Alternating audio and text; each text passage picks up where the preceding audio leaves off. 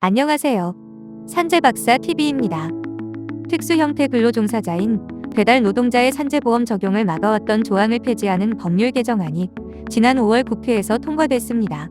그동안 배달 근로자가 2곳 이상의 근무지에서 일할 경우 일하다 사고를 당해도 산재보험 적용을 받지 못할 때가 많았습니다. 한 사업장에서 한 달 115만 원 이상 벌거나 93시간 이상 일해야지만 산재보험을 적용받을 수 있다는 전속성 조건을 충족하기 어렵기 때문입니다. 산업재해보상법 125조 1항 1호에서는 주로 하나의 사업에 그 운영에 필요한 농물을 상시적으로 제공하고 보수를 받아 생활할 것이라고 규정하고 있습니다. 이 조항을 폐지하는 개정안 부칙에서는 개정안 시행일을 2023년 7월 1일로 정하면서 공포 이후 시행 전까지 특수 형태 근로종사자가 주된 사업 외의 사업에서 최초로 재해를 입은 경우에는 산재보험을 적용하도록 했습니다. 법 시행 이전이라도 노동자를 보호하기 위한 장치입니다. 전속성이 폐지되어 앞으로 산업재해보상보험이 폭넓게 적용된다고 하더라도 이는 업무상 사고가 산업재해로 승인되기 위한 첫 단추에 불과합니다. 업무상 사고가 산업재해로 승인되기 위해서는 첫 번째, 업무상 사고로 인하여 재해가 발생하였을 것. 두 번째, 업무와 사고로 인한 재해 사이에 상당 인과관계가 있을 것. 세 번째, 근로자의 고의, 자해 행위 또는 범죄 행위로 인한 재해가 아닐 것. 이 세 가지의 요건을 갖추어야 합니다. 배달 오토바이의 경우 신호위반, 중앙선 침범 등으로 인한 사고가 많이 발생합니다. 특히 12대 중과실 교통사고가 원인이 되어 발생하는 사고가 많은데요. 이는 앞서 말씀드린 세 가지 요건 중 세 번째에 해당하고 있으며 가장 많이들 궁금해하시는 부분입니다. 범죄 행위로 인한 재해, 즉 12대 중과실에 해당하면 산업재해를 못 받게 되는 것일까요? 결론부터 말씀드리면 형법 또는 도로교통법상의 법률에 위반되는 행위를 하게 되는 것은 범죄 행위에 속합니다. 12대 중과실 교통사고는 범죄 행위가 원인이 되어 발생한 재해입니다.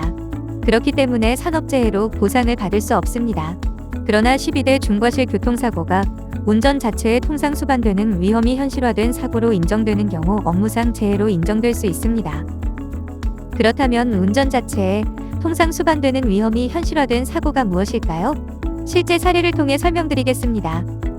근로자 갑은 협력사 교육에 참석하였다가 근무지로 복귀하던 중 운전 중인 차량으로 중앙선을 침범하여 반대편에서 마주오던 트럭과 충돌하였습니다.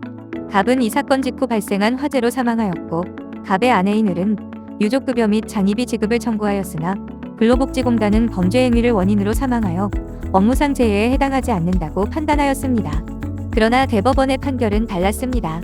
해당 사고가 근로자의 업무 수행을 위한 운전 과정에서 통상 수반되는 위험의 범위 내에 있는 것으로 볼 수 있다면 그 사고가 중앙선 침범으로 일어났다는 사정만으로 업무상 재해가 아니라고 섣불리 단정하여서는 아니 되고 사고의 발생 경위와 양상, 운전자의 운전 능력 등과 같은 사고 발생 당시의 상황을 종합적으로 고려하여 판단해야 한다고 판시했습니다.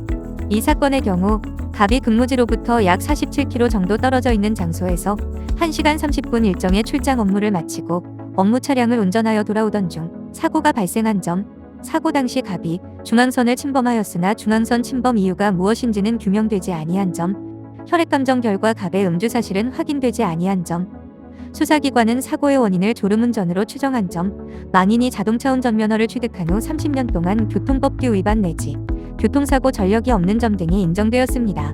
즉, 중앙선 침범으로 사고가 발생하였으나 더욱 직접적인 원인은 갑의 졸음운전으로 발생한 사고이기 때문에 12대 중과실에 해당하지 않는다는 것입니다. 업무상 사고를 입증하기 위해서는 현장에 설치된 CCTV 영상, 목격자 진술, 차량 블랙박스 영상, 초진 기록지, 사고 현장의 사진, 사망의 경우에는 사망 진단서 및 사체 검안서 등 모든 입증 자료를 활용할 필요가 있습니다. 배달 근로자의 전속성 요건이 폐지되었기 때문에 산업재해로 승인받을 수 있는 가능성이 많아졌습니다. 그러나 이것은 그만큼 산재보상의 문이 넓어졌다는 뜻이지 어느 경우에나 승인된다는 뜻이 아닙니다. 따라서 업무상 사고와의 상당 인과관계를 증명하거나 범죄 행위로 사고가 발생하지 않았다는 사실을 증명하기 위해서는 관련 전문가의 도움을 받으시길 권해드립니다. 지금까지 산재박사TV였습니다. 감사합니다.